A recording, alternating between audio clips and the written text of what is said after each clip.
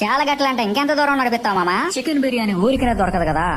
రే బండదవా, నెత్తి మీద కాలు తీరా, పుంజులు బాగా కనపట్టున్నారా.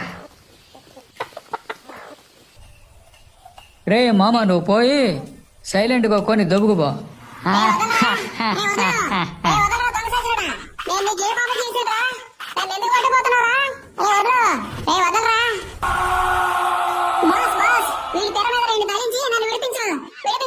రండి త్వరగా రండి, త్వరగా రండి, ఎత్తుకుపోవాలి వీటిని.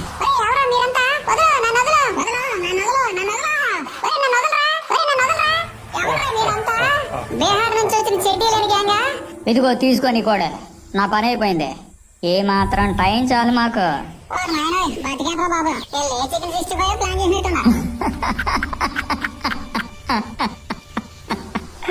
అలీబాబా అరడజను దొంగలు చేస్తున్న స్పెషల్ చికెన్ బిర్యానీ.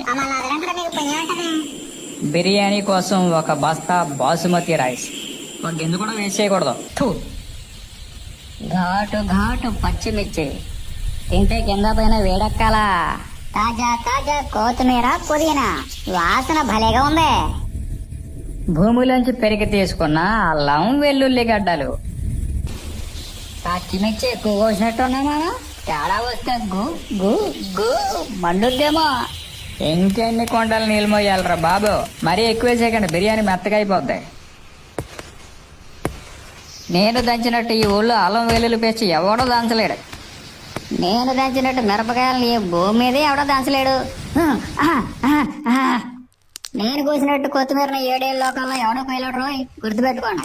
చెప్పేవాళ్ళరా కొత్తిమీర కబుర్లు, సగం తింటున్నావు సగం పోతున్నావు. తొందరగా పని కానీ. పులి వంకాయకి ఎక్కువ, మంచి వంకాయకి తక్కువ ఉంటుంది మీ ఇద్దరు వాళ్ళు. సగం గింజలు పోతుంది, చూసుకోండి రా.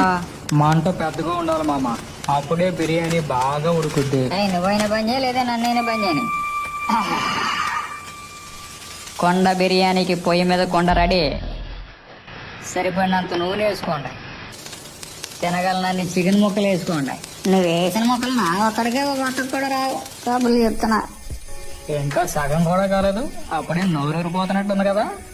అదే మా వంట స్పెషాలిటీ. ఈ పెద్ద ముక్క నాకు మామ, అయితే ఇది నాకు. దీన్ని మిగిలిన వాళ్ళందరూ సరిపెట్టుకుంటారు. జాగ్రత్తగా చూసి కలుపు మామ, ముక్క ఇడిపోకూడదు, ప్రతి ముక్క బాగా ఉడకాలి. అసలే మా వీరబాబు గడికి ఆకలి ఎక్కువ. ఒడ్డుకు నీళ్ళు ఎక్కువేసి బిర్యానీ కొద్ది ఎక్కువగా అయ్యేలా చేద్దాం. రైస్ స్లో మోషన్ వేస్తున్నాను, నన్ను ఒక ఫోటో కొట్టు మామ, ఫ్రేమ్ కట్టించుకుంటా. సర్లే, చేతులు వచ్చాయి, ఓకేనా? అన్నం బాగా ఉడికే వరకు ఉడికించుకోండి. అన్నం ఉడికేలోపు కోతి కొమ్మచ్చి ఆడుకుని వద్దాం మామ. కోతి కొమ్మచ్చి ఆడుకుంటే బిర్యానీ మాడి మసైపోద్దాం. ఈ టైంలోనే